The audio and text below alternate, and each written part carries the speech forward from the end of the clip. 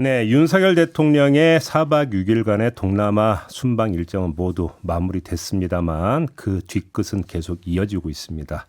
그리고 그 뒤끝의 가장 핵심에 있는 게 MBC 취재진에 대한 전용기 탑승 불허 결정인데요. 그래서 저희가 대통령실을 출입하는 MBC의 이정은 기자를 지금 스튜디오로 모셨습니다. 전용기를 못 타고 민항기를 타고 순방 취재를 하셨던 바로 그 주인공인데요. 인사 나누겠습니다. 어서 오세요. 네, 안녕하세요. 어떻게 좀 여독은 좀 많이 푸셨습니까? 네, 어제 사실 하루 쉬었습니다. 그래요? 네. 아이고 고생 많이 하셨고요. 네. 여쭤볼 게 너무 많아서 네. 한번 좀 시간 순으로 한번 좀 따라가면서 좀 질문을 드리고 싶은데요. 애당초 순방에 동행하는 걸 전제로 여권을 제출했다면서요? 네, 그렇습니다. 대통령실에. 네. 그러면 그 여권 제출한 게 언제였어요? 그러니까 해외 순방은 이제 한꺼번에 많이 움직이니까 좀 준비를 미리미리 시키거든요. 그래서 제가 찾아보니까 여권을 제출했던 날짜가 10월 18일이었어요. 그때? 네네, 그러니까 거의 3주 전에 제출을 했었고, 근데 저희가 순방지가 두 군데였는데 이제 캄보디아의 경우에는 비자가 필요하더라고요. 그래서 비자 관련 서류를 저희가 제출한 게 10월 27일이었으니까 거의 3주간 준비를 했다고 볼 수 있고, 네, 그 동안은 별다른 언급이 없다가 이제 11월 9일 밤에 저희가 연락을 받은 거죠. 그럼 이게 뭐 실무진선에서 뭐 MBC 취재진은 뺀다 이런 것들은 전혀 검토가 안 되고 있었다. 10월 말까지는 이렇게 추측할 수 있는 거 아니겠어요? 그 상황을 보자면 그렇게 이해가 되죠. 왜냐하면 그 전까지 무슨 서류 내라, 뭐 어떻게 하자 이런 이야기가 오고 갔었기 때문에. 그러니까. 네, 그렇죠. 그러면 이게 지금 관련해서 누가 이렇게 결정해서 우리도 어쩔 수 없다 뭐 이런 뭐 설명 혹시 이런 걸 혹시 들으신 바는 없습니까? 그러니까 그게 뭐 누구의 결정이다라는 설명은 없었고요. 뭐 익히 다 아시겠지만 그 밤에 이제 저희가 짧은 전화를 받고 뭐 불허하게 됐다라고 하면서 문자를 보면 알게 될 거라고 했고요. 네, 그리고 그 문자 이외의 설명은 없었고, 저도 이제 그 이후에 정말 뭐 어떤 내막인지 궁금하잖아요. 그래서 뭐 혹시 누가 아이디어를 냈는지라든지. 그러니까. 근데 그런 게 뭐 직간접적으로 취재를 해봤지만 그냥 설명은 그냥 문자 정도의 설명만 들었거든요. 그 이상은 일체 얘기를 안 하던 거예요. 예, 그런데 이제 저희가 그때 상황을 좀 다시 재구성을 해보면 굉장히 이제 급박하게 누군가 윗선에서 결정을 했을 거라는 유추는 가능한 것이, 그러니까 그 전용기에서 기자단이 탈 수 있는 확보할 수 있는 자리가 79석이에요. 예. 그런데 이번에 순방을 가겠다고 신청을 하고 우리가 돈을 내겠습니다라고 한 기자가 83명이었거든요. 그럼 네 자리가 부족하잖아요. 네네. 그래서 4명은 무조건 이제 민항기를 타야 되는 상황이고, 근데 민항기를 타게 되면은 또 아시다시피 프놈펜에서 발리 가는데 직항이 없기 때문에 반드시 그 취재진은 하루를 날리게 되거든요. 그럼 이제 이 날리는 걸 누가 감수를 할 것이냐. 이게 이제 기자단에서 굉장히 고민이 됐고, 근데 나토 때도 그런 사례가 있었기 때문에 우리가 뭐 최대한 좀 양보를 서로 해보자라고 이야기를 주고받고 있었어요. 기자들 사이에서. 예, 그래서 나토 때도 민항기를 탔는데 그때 이제 이러이러한 기자들이 좀 양보를 했으니 이번엔 좀 다른 쪽에서 양보를 해보자라는 이야기를 주고받았고, 그래서 11월 9일 저녁 7시까지도 3명의 양보자가 나왔다. 1명만 양보하면은 이 문제가 해결이 된다. 그런 이야기가 내부적으로 오가고 있었어요. 네. 근데 그랬는데 이제 9시 연락을 받았으니까 이제 기자단 입장에서는 아니 우리끼리 해결을 하고 있었는데 갑자기 왜 이렇게 된 것일까? 그럼 그 시점까지도 MBC 배제 결정은 없었다라고 봐야 되는 거죠, 그러면. 상식적으로. 없었다는 건지 아니면 실무자가 몰랐다는 건지는 알 수가 없죠. 실무자 선에서는 몰랐던 것 같고요. 그래서 사후적으로 봤을 때는 그 4명의 자리가 이렇게 MBC 취재진을 빼는 것으로서 해결이 된 것처럼 돼서 네, 그래서 좀 당황스럽습니다. 아무튼 그 거슬러 올라가면 이른바 비속어 발언 보도부터 이제 시작이 됐다고 일단 그렇게 한번 가정을 해보죠.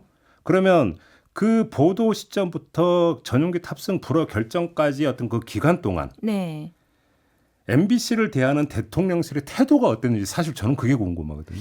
근데 이게 대통령실의 태도와 또 당국자들의 태도는 좀 분리할 필요가 있을 것 같아요. 왜냐하면 그러니까 기관과 기관 간의 지금 갈등이 굉장히 불거진 거지만 저희가 매일 얼굴 마주보는 뭐 대외협력비서관실 직원이라든지 뭐 대변인실 직원이라든지 그분들하고 말을 안 섞고 살 수가 없어요. 저희가 기본적인 취재가 안 되기 때문에. 뭐 당연히 이제 그 직후에는 굉장히 좀 서먹하고 말을 걸기도 되게 조심스럽고 서로 그런 기간이 조금 있었다가 또 시간이 거의 지금 2달 가까이 지났잖아요. 그것이 좀 많이 나아졌다고 저희는 생각을 하고 좀 더 부드러워졌다. 뭐 서로가 좀 시간이 지나니까 이제 좀 다시 취재를 열심히 좀 더 최대한 해봐야겠다는 생각을 하고 있던 상황이었는데, 근데 대통령실 전체의 분위기, 기류 속내 이런 거는 좀 계속 안 좋았던 것 같아요. 그러니까 그게 가장 제가 극명하게 느꼈던 게 그 직후에 9월 29일에 김대기 비서실장이 브리핑을 했었는데 그때 이제 선진국은 가짜 뉴스를 아주 경멸하고 싫어한다. 그런데 우리나라는 관대하다. 가짜 뉴스는 사회를 병들게 하고 국민을 이간질할 수 있다. 그래서 엄중하게 봐야 된다. 근데 저희가 MBC 기자들이 모두 그 브리핑룸에 앉아 있었는데 그 발언을 했거든요. 그리고 당시에 이제 왜 MBC만 문제를 삼느냐라는 다른 기자들의 질의에 대한 대답이 이거였었습니다. 그래서 좀 대통령실의 태도라는 것이 그러니까 공식적으로는 이 비서실장의 워딩을 참고로 이해를 하면 될 것 같습니다. 아무튼 그래서 어쩔 수 없이 민항기를 타고 갔는데 네. 민항기에서 유엔 사무총장 만나셨어요? 네, 저희가 프놈펜에서 발리로 갈 때 유엔 사무총장이랑 같은 비행기를 탔어요. 근데 그게 그 작은 그러니까 큰 이렇게 노선이 많은 도시가 아니잖아요. 그래서 저희가 프놈펜에서 쿠알라룸푸르로 갔다가 말레이시아로 갔다가 거기서 이제 발리로 가게 됐는데 그 여정을 모두 구테레스 총장이랑 같이 타게 된 거예요. 유엔 사무총장 전용기가 없나요? 그러니까 저도 이번에 처음 알았는데, 그러니까 유엔 사무총장이 전 세계 방방곡곡을 다 다니는 사람이잖아요. 그래서 이 사람이 정말 비행기가 없었나라는 걸 새삼스럽게 알게 됐는데 찾아보니까 유엔이 각 회원국이 납부하는 분담금으로 운영을 하다 보니까 재정이 그렇게 예, 타이트하게 사용을 하는 것 같더라고요. 그래서 그 비행기도 저희가 처음 탔던 비행기는 전체 3열, 6열짜리 굉장히 작은 비행기였거든요. 그 비행기 비즈니스 클래스라고 해도 그렇게 자리가 넓어 보이지 않았는데 이제 어떤 할아버지가 앉아 계셔서 어디서 많이 봤다 이상하다 싶었는데 보니까 구테레스 총장인 것 같더라고요. 그래서 명함도 드리고 나중에 인터뷰도 한번 부탁드리겠다고 인사도 하고 네, 그런 해프닝이 있었습니다. 그렇군요. 아무튼 근데 그 순방 현지에서 취재는 이제 그 전용기는 못하지만 취재 이제 쭉 같이 했을 거 아니에요? 네. 타사 기자들이나 외신 기자들은 뭐라고 하던가요? 특별히 좀 들으신 얘기가 있으세요? 근데 안타깝게도 저희가 외신 기자는 만날 기회가 없었습니다. 왜냐하면, 예? 왜냐하면 이런 정상회담 갔을 때 그 이제 풀 취재 기자로 이제 순번이 정해져서 저희가 어떤 현장에 간다면은 마주칠 일이 있는데 보통은 대부분의 시간은 기자들이 이제 한국 그 대통령실이 마련한 프레스센터에 앉아 있거든요. 네. 그래서 외신 기자랑 마주칠 기회는 저는 없었고요. 그리고 타사 기자들은 보자마자 너무 고생한 거 아니냐, 따뜻하게 위로해 주시는 분도 있고 또 어떤 분은 제가 그날 결정 나고 바로 다음 날 이제 급하게 가방 싸서 오후에 기자실에서 이제 막 민항기 탄다고 나갔거든요. 그래서 그거 보고 너무 미안하다고 자기 처음으로 연락하는데 너무 미안하다고 나중에 밥 사주겠다 이렇게 연락하시는 분도 있었고요. 그래요. 아무튼 한기려고 경향은 그 대통령실의 이제 결정에 반발해서 탑승 거부했잖아요. 네. 혹시 이 두 언론사 기자들하고는 좀 얘기 나눠보셨어요?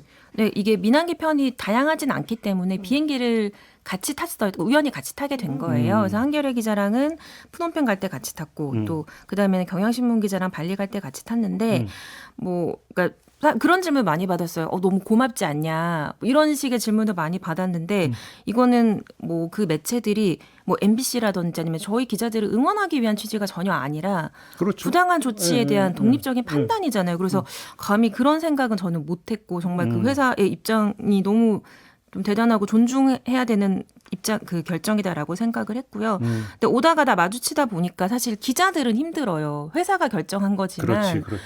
민항기 알아보고 쫓아가고 그리고 심지어 쿠알라룸푸르에서는 트랜짓 시간이 1시간 20분밖에 안 됐거든요. 저희 거의 뛰어갔어요. 그거를 그 기자들은 정말 자기 몸으로 겪었기 때문에 그걸 보면서 너무 좀 대단하다라는 생각했었습니다.